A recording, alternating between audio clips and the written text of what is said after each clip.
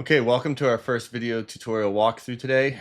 We're going to walk you through the complete process of adding a new property and then walk through the different features that are available to you in Scout Theory. We're going to use a state park in New Hampshire because it's really important to me that hunting areas and locations are sacred to all of us.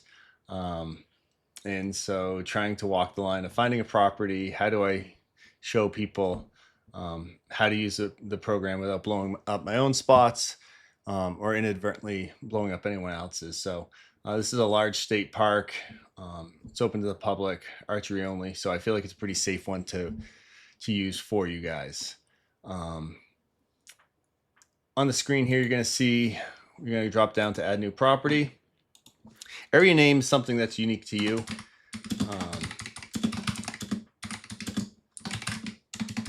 Doesn't matter what you call it as long as you recognize it, consistently get back to it. Address. Address is the closest street address that's going to get you there. It doesn't have to actually be the perfect exact street address. As you'll see on the next screen, you can adjust your PIN to the parcel you want. So sometimes maybe you've got a large lot, you're in a rural area. Get the address that's closest, and I'll show you how to adjust it here in a second. State drop-down list. This is a bug that we've fixed, but it's really important that when the list drops down here, you select the state name. People are struggling with that. We've since fixed it, but just a common stumbling block there with the state. Typing in the name alone is can cause some confusion. So anyways, once you've got your property name in, your address, town or city, and the state, go ahead and create and set boundary. Looks for the closest address that matches what's registered in the system. Go ahead and click yes. Here what you're going to see is this golden pin. Does your pin look correct? You're going to see we've got a large parcel here. That's because it's the state park. At a certain zoom level, the parcel data stops loading in, and you just see the overall map.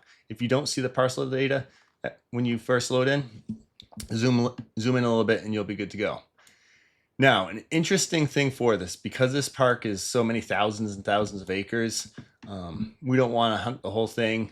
I've got another user who hunts a state park and was asking me about this. What do you do? First thing is we're going to hit move pin. And let's say we hunt the section of the park over here. Does your pin look correct? You'll see at the bottom, confirm to identify your parcel. We're going to go ahead and click confirm. No parcel found. That's exactly what we want to happen. You'll see here I intentionally clicked on a lake.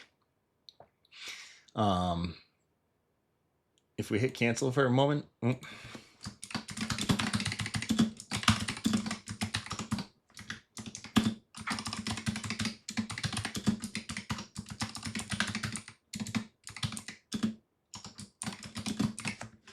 again, click directly on the state, create and set boundary.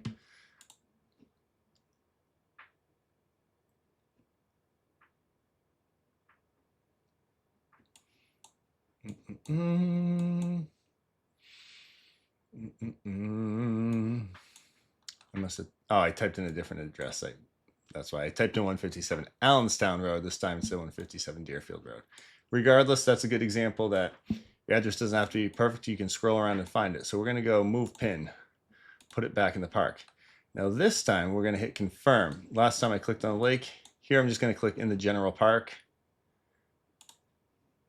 Is this my property?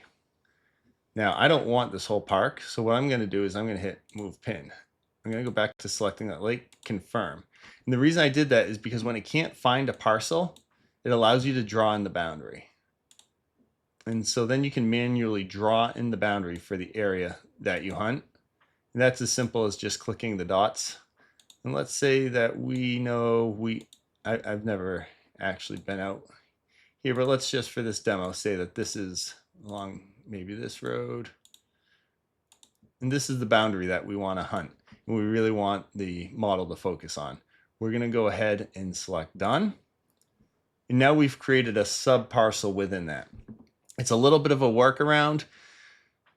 Down the road here, we'll be making it so that you can draw in your own boundary consistently and not have to do the workaround of by clicking on a body of water or something like that. But for now, it works well. We're constantly working on our product and improving Scout Theory. But this gets you where you want to be for now. Once you've got the parcel drawn how you want it, go ahead and hit confirm.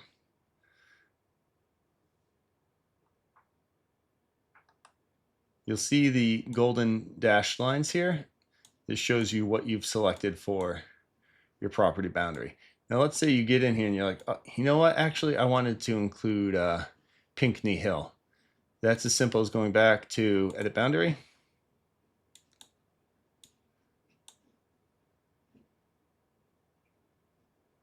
Move pin, again we're going to select the lake.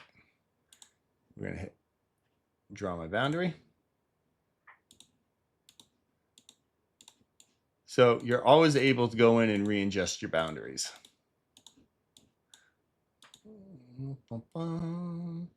And we're going to hit done. And there we go. So now we've got our property added. We're happy with the boundaries. We can see it here. What we're going to do is go over a few different options. Now this is button right here, Analyze. This is the one that is one of the coolest features of Scout Theory. Because it gets the model working in coordination with you. But you can see that there's no data on the map. There's no scout pins. I haven't added any game camera locations. So all the model is going to be able to do for you is look at where is this user located? What does the topography look like? What do I see for features?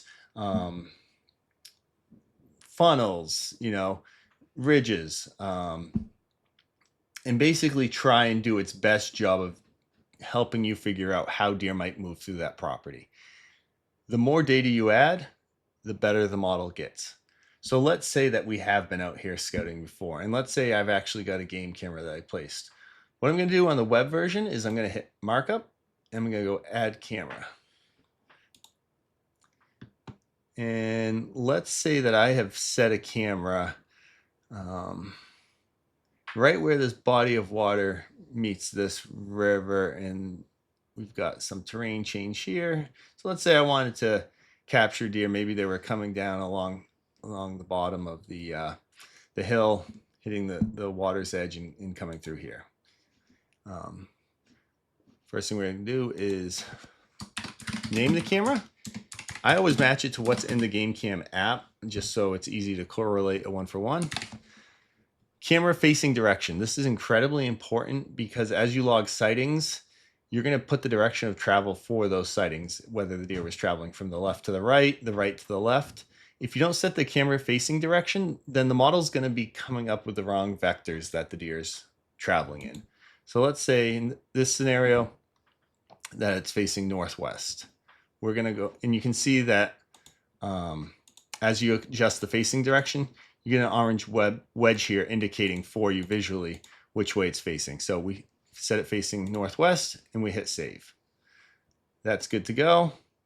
If you ever want to move the camera, you know what? Actually, I had set it a little closer over to the bend in the river. It's simple as that. Now, drop pin, draw area. Draw area is a tool for you to use to communicate large visual areas of importance to the model. The model's not able to tell if there's a property, like, if there's a house, a garage, a barn on the map. It doesn't analyze satellite imagery like that yet. And so what I do is I use draw area to highlight areas of importance or areas I want it to avoid. You have two options with draw area. You can draw a line or you can draw an area. And let's just say for this example, that there's a campground on this side of the lake or a pond. So we're going to add a note. We're going to make it whatever color we want. Let's go red, and we're going to start drawing. And we're just going to go boom, similar to with adding the boundary. And we're going to say this is the campground. and we're going to hit save. We're going to click on our area, edit, select the date, notes. This is a public campground, busy all summer and fall. That's your way to communicate to the model and tell it that, you know what, deer probably aren't going to be walking through the middle of the campground. Maybe they will, but I certainly don't want to be hunting it. And the model will take that into consideration. Under markup, draw area. Go back to area. Let's say that we know there's a grove of oak trees over here. You're out in the woods, you see all these oak trees, a bunch of acorns dropping. So let's say the oak grove is right here. Save.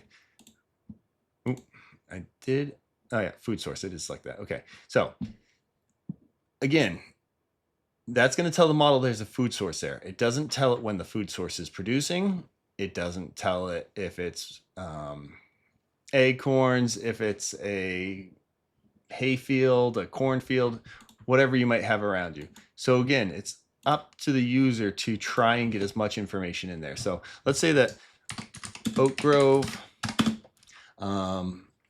was scouting on 7/21 and saw young, fresh, green acorns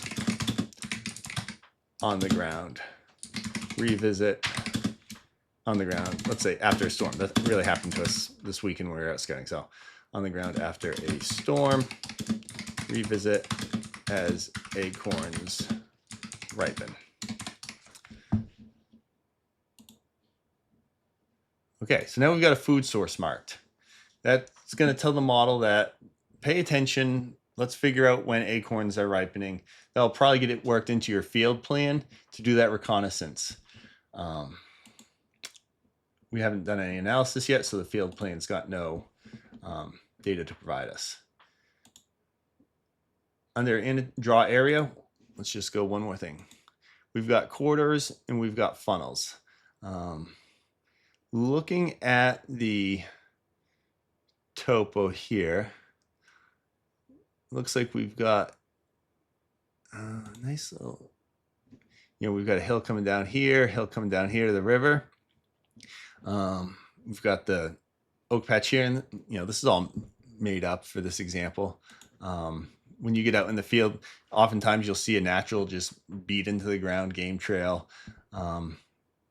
And let's say that on this hill we've got, a nice little ridge, boom, boom, boom, that we've observed. But let's say that that ridge is old. We didn't see any fresh deer scat on it. A lot of leaves kind of blown over it. You can still see where they've beat it in, but for whatever reason, they're not using it. It's still a piece of evidence that's out there.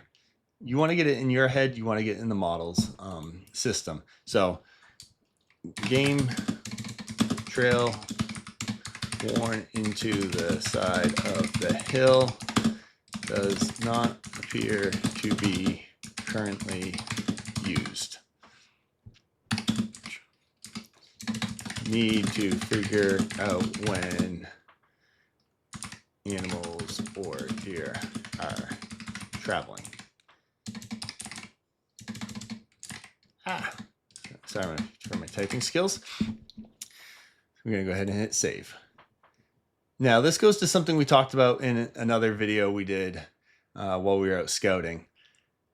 Anything you put into the model is going to assume that it's at the highest source of truth. So it's important that you condition all the notes you enter with your confidence level where you can. If I just put that in as a corridor, the model's going to see that, and it assumes that you know exactly what you're doing when you're scouting. It knows exactly what you're putting in for data. And so if you put in a corridor, it takes that as ground truth, and it preserves that information as this is a corridor that deer are traveling. So always use your notes, use them to convey as much confidence as you have in the information. So that covers markup pretty well. One thing you may have noticed that we're going to be working on is when you initially add an area, you can't add notes to it until after you've drawn it in. So you go start drawing. Boom, boom, save. It completes. You haven't had a chance to add the note in. That's something that we're going to be improving, because clicking here, then you have to go edit. Like I said, constantly working on improvements, catching things we could have done better. That's one of the ones that we'll be making a change to. But be sure after you've drawn your shape, your line, click on edit and add those notes. Let's going back to markup. This is one of the easiest ones, dropping pins. I'm guessing most of us have all used different hunting and scouting apps before. Dropping pins, a very common thing. They turn into pin cushion apps, as I like to call them. Let's say that while we were out scouting, we saw a doe over here, right? We're going to go ahead, drop pin. Now you could do this while you're in the field or while you're back sitting in front of your PC. In the app, it's the same exact functionality. So drop a pin, doe, pick your pin color. Pin color does not matter at all. Label is doe. You're going to select the date. Saw doe with fawn while scouting. All that does is that's going to tell the model that there was a deer over there. Little bits of information add up to a lot of information. On its own, it doesn't mean a ton, but it begins to say, okay, deer travel or at least exist in that area. The next step beyond that is, okay, why was that doe over there? Was it headed to a food source? Was it heading to a bedding source? Constantly populating data into the model, into your own head, helping you understand the land. That's what the goal of this is. When you're out there scouting, I'm guessing you see hundreds of piles of deer scat. I mark all of them. I like to try and describe for the model what the freshness looks like. You know, you don't have to be exact, plus or minus couple weeks, a month, but that tells you that deer are traveling through this area. You don't know when they're traveling through there. You don't know why they're traveling through there, but you know that they're there. And as you log scat more and more and more over the seasons, over the years, over the months, you begin to see patterns of where the scat is on the property. And maybe you'll see consistently, suddenly a corridor begins to develop that. On its own, it's just a pile of deer poop. Zoomed out, oh, you've got 50 piles of deer poop in this 100-yard range. So I like to get all the data in there that I can. One thing you'll notice with Scout Theory is that our pins are not the conventional pins most of us are used to looking at. That was an intentional decision because I get so overwhelmed. I used to get so overwhelmed logging in and just seeing pins, everywhere I looked, and it was so heavy that I couldn't make heads or tails of it.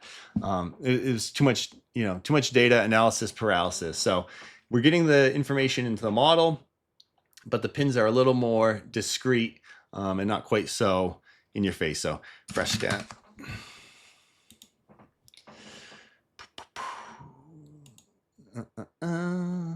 Type see. There are little symbols above the pins. That was a flag for me because it shouldn't have been a star, scat. Boom. Little pile of deer poop. So that covers markup, drop pin, add camera, draw area. Last thing we're going to do is we're going to go ahead and add cam sighting. It's at the bottom. On the apps, it's on the bottom. On the PC, it's on the bottom, or on the PC. On the web, it's on the bottom. So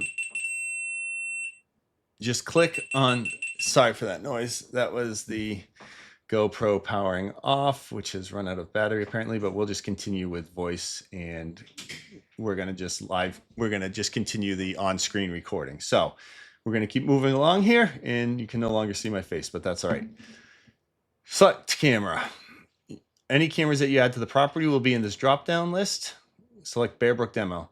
And let's say that usually I get about let a week worth of photos build up, and then I log them all at once. So let's say we're starting 7:13 and we had a deer at 1:32 in the morning and it was a buck.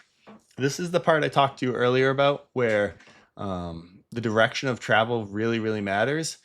Let's say that the buck was coming across left to right. We're going to go ahead, 6-point buck, traveling along. Sighting log successfully, you'll be able to see a total summary of all your sightings that you log on each camera as you progress and add sightings. So that's how you add a sighting. Sometimes it gets confusing because you'll have a deer that comes on camera and it sticks around for 10 or 15 minutes. And don't overthink it.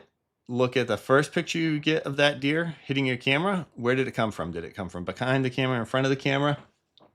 And then look at the last image you have of that deer and which way did it exit. So it doesn't matter how many photos you get in there.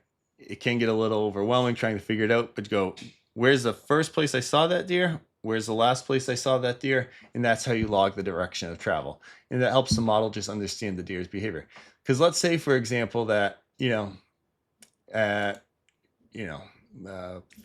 last night, let's say 7:20, as the sun was setting, 7:35 p.m., we had a buck travel right to left, right? What's that going to tell us? Sun's beginning to set. We don't have a lot of daylight bucks right now.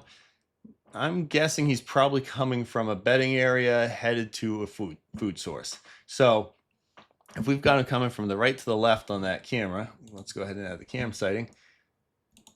You and the model are both should start trying to figure out, okay, if he came from the right and was traveling to the left, where in this area was he bedded down all day hanging out before he got up and started traveling for the evening?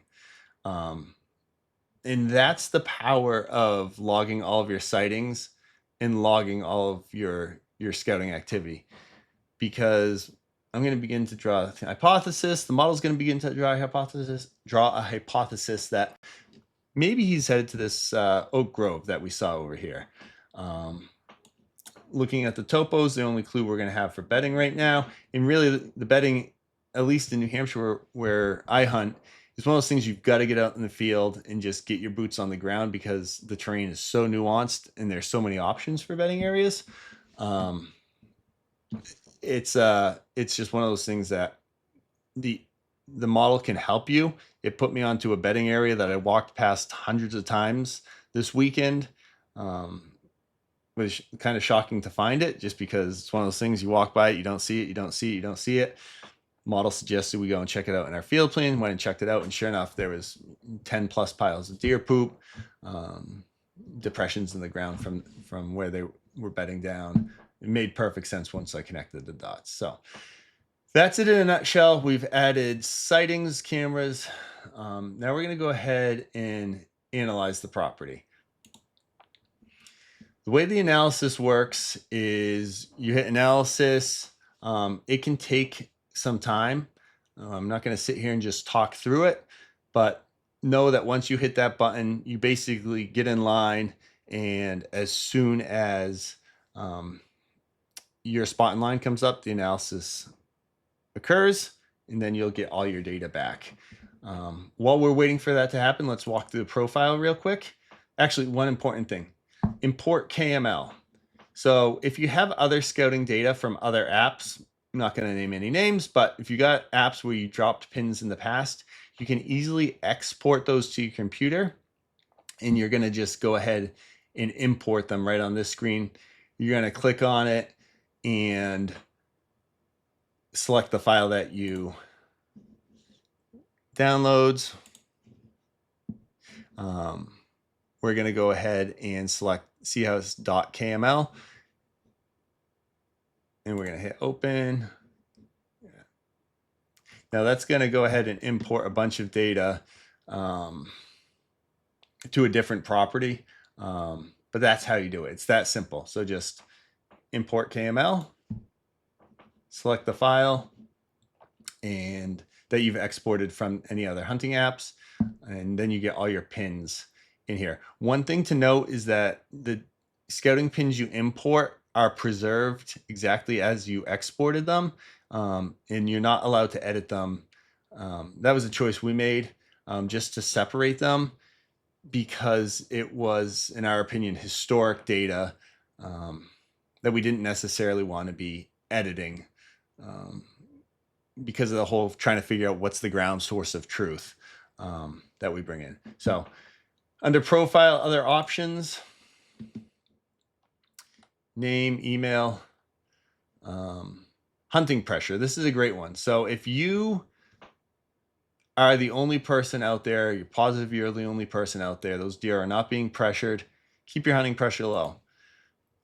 Let's say that this is a state park, public land.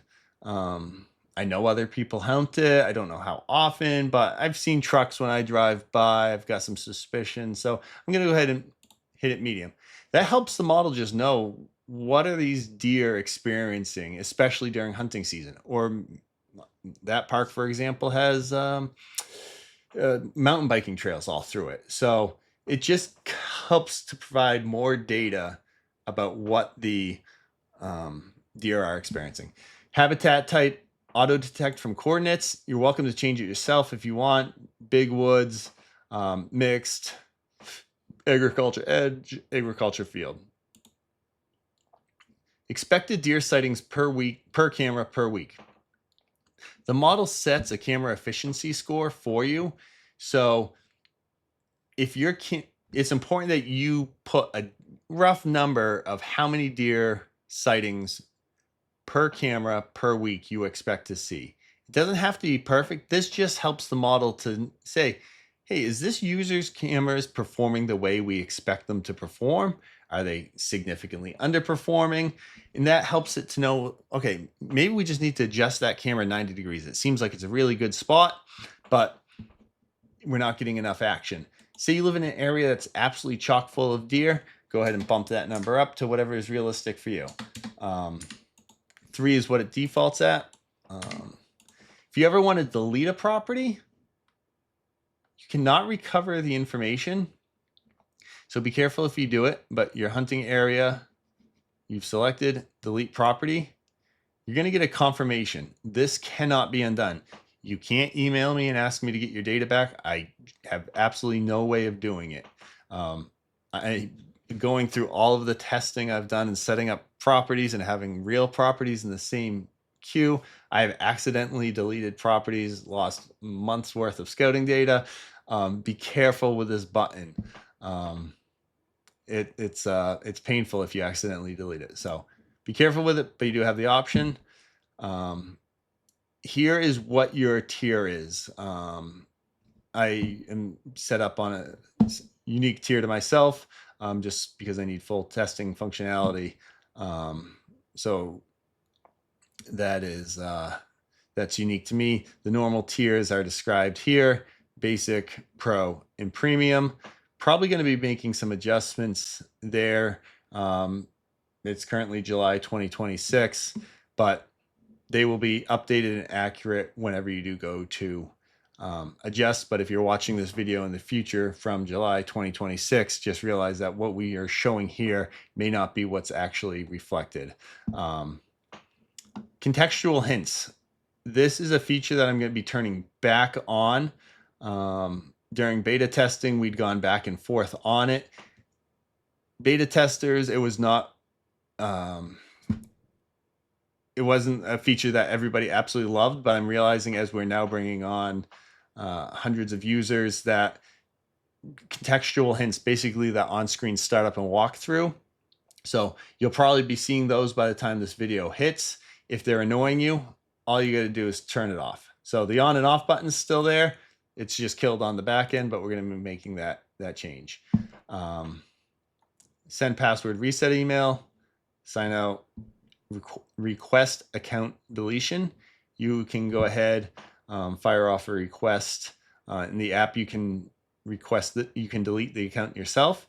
Once you request the deletion, We'll process this in our system. It does stay for 30 days because it's absolutely final and you lose all of that data.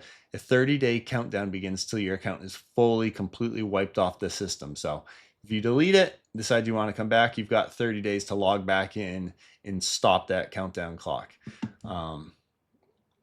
So that is the profile in a nutshell. And our analysis has completed. And sure enough, this is hilarious. So this is perfect. So we've got our AI paths and pins.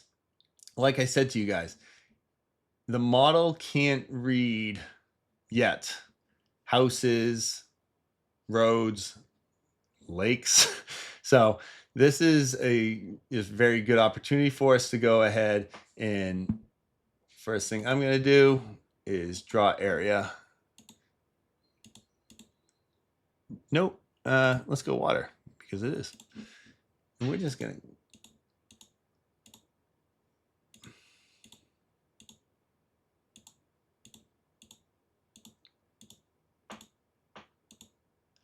And this is your way to talk to the model and let it know, yes, this is water. You could also use it for indicating water sources, depending on where you're hunting and how important those are to you. Pond and save.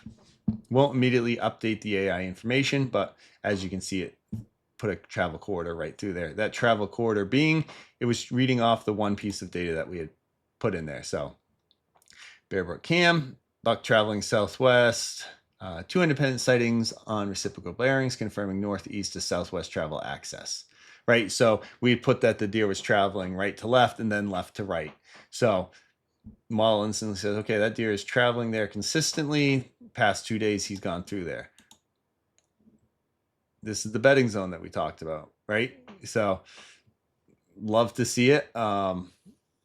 Yeah, I was guessing that the model would put it in here, but it's great to see. So, and it also gives you confidence measures, by the way. So this is a 50-50 confidence on if this is the exact bedding zone, right? Because the model knows there's a bedding zone somewhere around there based on the time of day it was traveling, or at least suspects there's a bedding zone based on the time of day. Again, predicting another bedding zone over here. So this is the first analysis we've run with very limited data. What we're going to do now is hop into our field plan. So let me step back and explain that real quick. You get 2 things when you run an analysis. You get AI suggestions. Hey, I think there's a funnel here. This would be a good spot to set your stand. We're at the end of July. It's definitely time to be clearing those stand sites, making sure your shooting lanes are clear. So these are super helpful in just getting out there. So proposed stand locations, proposed funnel locations, go check them out. Maybe that's a good spot to set a camera. But then the field plan gives you an even more dialed in to-do list, which I love because to-do lists are just how I stay sane in life. And so you go through each task, and when you're going out scouting, you're welcome to just go right down this. So walk the northwest hillside. I'm not going to read those to you guys. You can see them on screen and read. Go ahead and click show on map, and it's going to give you a blinking indicator exactly where, not exactly, but the general area of where you should go ahead and look. So not only does it tell you what it wants you to do, it shows you on the map where it is. And then once you've done it, you can go ahead and add a scout pin, right? Because it's telling you to go look for bedding and sign and a trail origin.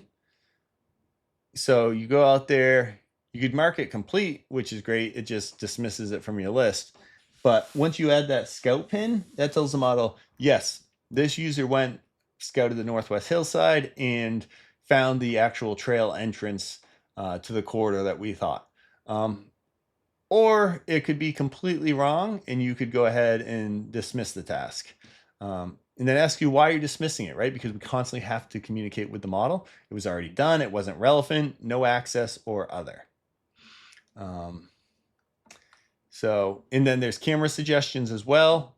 So you'll see camera goal, cameras, right? They want you to put a camera on the oak grove. Here's an area they want you to scout. Here's an area they want you to scout. One last thing before we wrap up this video.